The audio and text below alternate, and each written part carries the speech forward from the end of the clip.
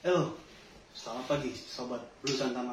Welcome back di konten terbaru dari channel Blue Santama. Yes, apa kabar kalian semua? Tentunya gue berharap kalian selalu dalam keadaan sehat dan juga dilancarkan segala aktivitasnya. Ya, Sobat, hari ini hari Kamis tanggal 18 Juli. Tentunya gue mau mengupdate tentang kabar tim nasional, dimana pada kemarin tepatnya malam Timnas Indonesia U19 berhasil memenangkan laga perdananya di ajang Piala AFF U19, dimana Timnas U19 ini asuhan Coach Indra Syafri mampu menaklukkan Filipina dengan skor 6 gol no berbalas. Ya, gue mau ngobrol ringan aja tentunya dengan kalian semua bahwa Timnas U19 ini memang timnas yang dipersiapkan untuk Piala Asia U20 tahun depan dan juga Piala Dunia U20 tahun depan. Secara permainan kemarin memang belum memuaskan. Dapat dimaklumi bahwa memang Timnas U19 ini generasi baru.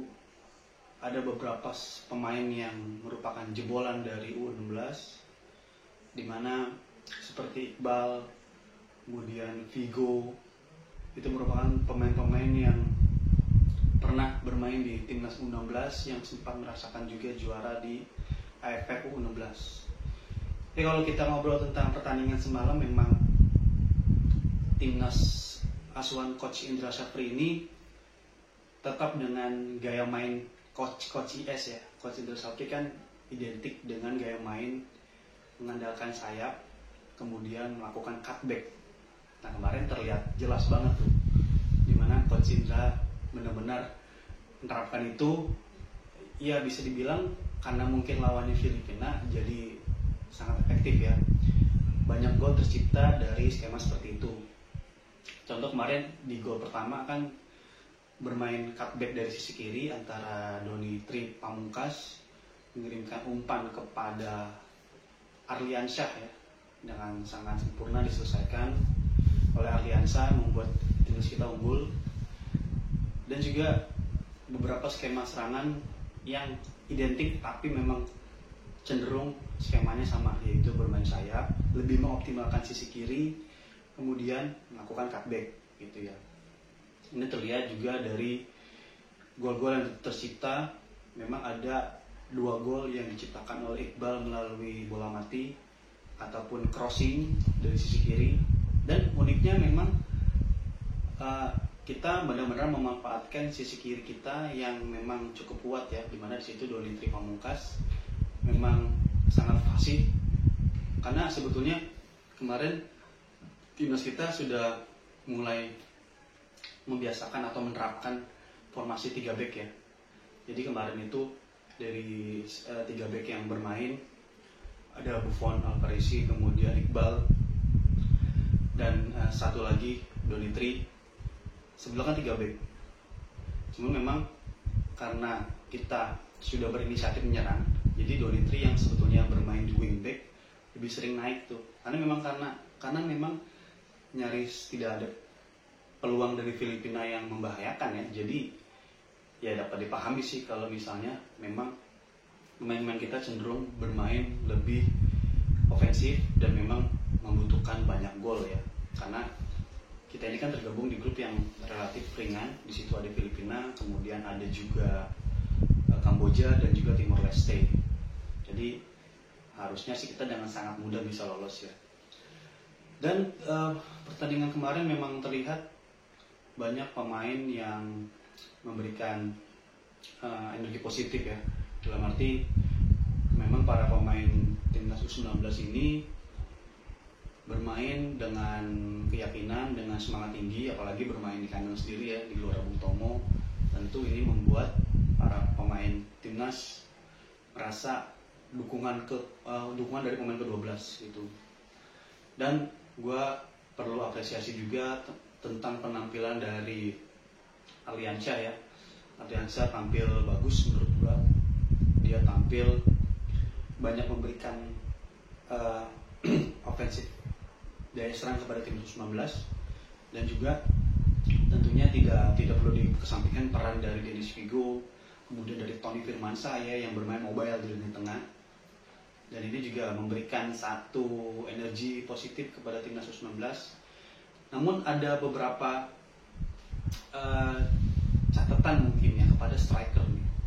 Jadi striker kita kemarin Arkan Kakak bisa dibilang memiliki 6 peluang, terlepas dari satu yang kena tiang. Dia memiliki 6 peluang yang mestinya satu lah bisa jadi gol gitu teman. Ya sekali lagi mungkin ini masih match pertama, jadi teman-teman juga nggak perlu lah membuli berlebihan Arkan Kakak gitu ya, dan nggak perlu juga menghujat dia gitu. Tapi memang Arkan Kakak kemarin memiliki banyak peluang, namun sayang tidak ada satupun yang menjadi gol ya. Dan ini tentunya membuat Coach Indra Syafri, karena babak pertama sudah leading 4 gol, kemudian di menit 60 Coach IS memasukkan Jens Reven ya, di menit 67. Nah Jens Reven ini striker yang sudah dinaturalisasi, dia bermain di FC Dordrecht U21 klub Belanda ya. Striker yang cukup tinggi 189 cm, dan juga uniknya di U19 ini memang ada 3 striker ya. Ada Arkan, Jens Reven, dan satu lagi itu Ola. Namun yang menonjol dari sisi postur adalah Jens Reven dan juga Arkan Kakak, karena masing-masing tingginya di atas 180. Nah Jens Reven sendiri memang kemarin akhirnya dipasang oleh Coach IS, dan memang karena dia ini gak jangkung ya, jadi speednya juga nggak ada gitu, speednya nggak ada. Dan memang Coach IS ingin melihat sejauh mana nih Jens Reven bisa memberikan kontribusinya, karena kan kemarin pas di turnamen Toulon juga dia nggak begitu banyak melakukan gerakan ataupun serangan berbahaya juga ya buat kita gitu. Nah Jens Reven kemarin melakukan debut di turnamen pertamanya Piala AFF U19 dengan hasil positif, di mana dia akhirnya mampu menciptakan 1 gol di menit ke-80-an ya, memanfaatkan umpan dari Faisal. Dan gol ini tentunya disambut haru oleh Jens Reven. Dia terlihat ketika setelah mencetak gol dia berlari ke sisi lapangan dan sangat terharu. Sepertinya dia menangis ya, karena akhirnya bisa memberikan kontribusi, bisa membela timnas, dan melakoni laga perdana dia di turnamen kategori umur dengan hasil positif dan mencetak gol. Ya kalau Jens Reven sendiri memang gue belum melihat dia akan menjadi striker berbahaya atau tidak, karena memang kita masih butuh waktu untuk melihat penampilan Jens Reven ya. Sebetulnya ini momen bagus nih untuk Jens Reven untuk membuktikan bahwa memang dia layak membela timnas. Kan Jens Reven ini dipilih langsung sama Sintayong waktu Sintayong terbang ke Eropa mencari pemain. Ya Jens Reven ini termasuk yang lebih dulu daripada Calvin Perdom. Nah ini bisa menjadi pembuktian juga nih buat timnas kita, timnas U19, bahwa Jens Reven bisa jadi andalan juru gedor timnas U19. Ya turnamen U19 ini memang akan berlangsung di Surabaya sebagai tuan rumah. Tentunya pasti PSSI menargetkan target maksimal kepada timnas, dan gue percaya timnas kategori umur yang dipegang Coach Indra Syafri bisa berprestasi ya, karena dia sudah membuktikan bagaimana dulu di U19 generasinya Evan Dimas dan kawan-kawan, Coach IS mampu memberikan gelar juara. Kemudian di Piala AFF U22 saat itu tahun 2019, di mana waktu itu ada generasinya Giazzola, kemudian ada Marinus ya.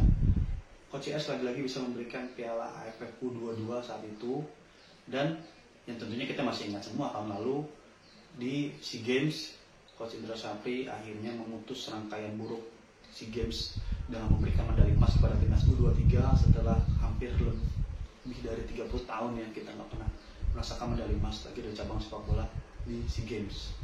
Nah kali ini Coach IS dipercaya untuk memegang timnas U19 di turnamen Asian Cup Championship U19 atau kita biasa familiar dengan sebutan Piala AFF U19.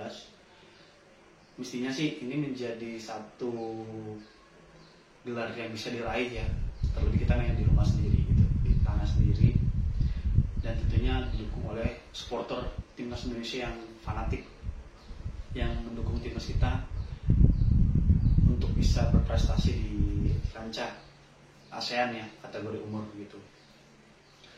Ya, jadi Sobat Blusantama, tadi gue update saja tentang pertandingan. Yang kembali lagi disclaimer, gue hanya ingin menyampaikan berdasarkan opini gue, pendapat gue. Sekali lagi gue bukan pengamat, gue juga bukan dari jurnalistik olahraga. Murni sama seperti kalian, hanya ingin memberikan analisa ringan, dan tentunya gue berkomitmen terus untuk memberikan update tentang tim nasional. Semoga ini bisa memberikan informasi kepada kalian, juga bisa memberikan wawasan juga. Dan jangan lupa untuk terus mendukung channel gue di konten Blusantama.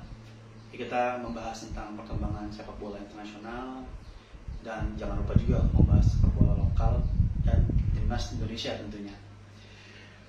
Oke, Sobat Blusantama, sekali lagi thank you for watching. Jangan lupa di like, comment, dan di subscribe di konten Blusantama, BLUESANTAMA, Blusantama, agar konten gue semakin berkembang ke depannya. Sehat selalu Sobat Blusantama, kita ketemu lagi di konten berikutnya. Salam olahraga,